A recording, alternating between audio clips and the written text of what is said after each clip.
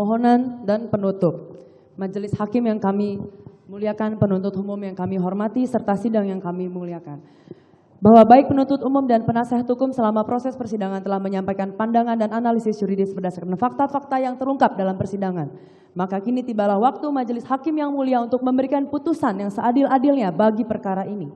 Majelis hakim yang kami hormati, sebagaimana tertulis dalam Al-Quran surat An-Nisa ayat 58. Sungguh Allah menyuruhmu menyampaikan amanat kepada yang berhak menerimanya. Dan apabila kamu menetapkan hukum di antara manusia, hendaknya kamu menetapkan dengan adil. Sungguh Allah sebaik-baiknya memberikan pengajaran kepada kamu. Sungguh Allah maha pendengar, maha melihat.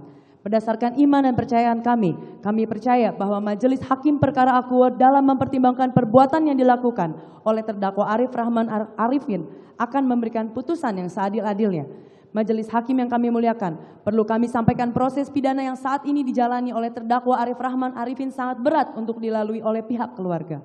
Terdakwa Arif Rahman merupakan tulang punggung keluarga, sehingga putusan perkara Akuo akan memberikan dampak yang signifikan bagi anak dan istri terdakwa Arif Rahman. Bahwa istri terdakwa Arif Rahman merupakan seorang ibu rumah tangga yang setiap harinya tekun mengasuh anak-anak seorang diri selama 6 bulan terakhir. Sejak terdakwa Arif Rahman ditahan, istri dari terdakwa Arif Rahman bergantung pada orang tua dan mertua yang sudah pensiun. Kebutuhan rumah tangga terdakwa Arif Rahman hingga kini masih sangat tinggi dengan adanya 3 anak yang masih memerlukan biaya pendidikan dan salah satu anak dari terdakwa Arif Rahman dalam proses pengobatan untuk penyakit darah hemofilia tipe A yang dideritanya dan membutuhkan biaya yang tidak sedikit sebagaimana terbukti berdasarkan bukti 13 terlampir. Bahwa hukuman pidana tidak saja memberatkan dan berdampak terhadap keluarga, berdampak terhadap terdakwa Arif Rahman, namun dapat berdampak pula pada pertimbangan dan putusan banding etik terdakwa Arif Rahman Arifin. Di umur yang akan menginjak usia 43 tahun, bukan hal mudah untuk memulai karir baru. Sedangkan seumur hidupnya, terdakwa Arif Rahman Arifin hanya mengetahui cara untuk selalu berusaha menjadi anggota polisi yang baik. Sebelum mengakhiri pledoi Akuo, kami sangat berharap agar persidangan atas perkara Akuo tidak dianggap oleh pihak tertentu, tidak dijadikan oleh pihak tertentu sebagai bentuk konkret, bentuk nyata pertanggungjawaban terdakwa Arif Rahman. Karena jika menyerahkan, jika membocorkan dengan sukarela, maka dia harus bertanggung jawab. Kami tim penasehat hukum dalam persidangan ini juga mengucapkan terima kasih yang sebesar-besarnya kepada jaksa penuntut umum, kepada majelis hakim, karena telah memberikan kesempatan bukan hanya untuk membela terdakwa Arif Rahman dan mengungkapkan seluruh fakta yang terjadi dalam perkara Akuo. Kami juga mendapatkan kesempatan yang berharga untuk mengedukasi masyarakat bagaimana seharusnya Undang-Undang ITE diterapkan sesuai fungsi dan tujuan pembentukan Undang-Undang ITE. Karena sebagaimana telah diungkapkan oleh Prof. Henry Subiakto dalam persidangan, Lembaga HAM PBB atau SPMH (Special Procedures Mandate Holders) di tahun 2021 menyatakan Indonesia telah melakukan penyalahgunaan proses hukum atau judicial harassment karena menetapkan Undang-Undang ITE tidak sesuai, menerapkan asas hukum yang tidak sesuai dengan tujuan pembentukannya. Kami percaya majelis hakim perkara Akuo dapat memberikan putusan yang mempertimbangkan seluruh fakta yang telah disampaikan dalam persidangan, analisa yuridis dan asas hukum yang berlaku sesuai dengan fungsi dan tujuan pembentukan Undang-Undang ITE.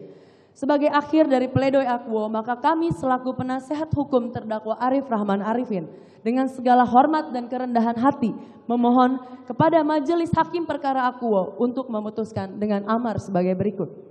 Pertama, menyatakan saudara terdakwa Arif Rahman Arifin tidak terbukti secara sah dan meyakinkan melakukan tindak pidana sebagaimana yang didakwakan oleh saudara penuntut umum dalam dakwaan ke-1 primer, dakwaan ke-1 subsidiar, dakwaan ke-2 primer, dan dakwaan ke-2 subsidiar.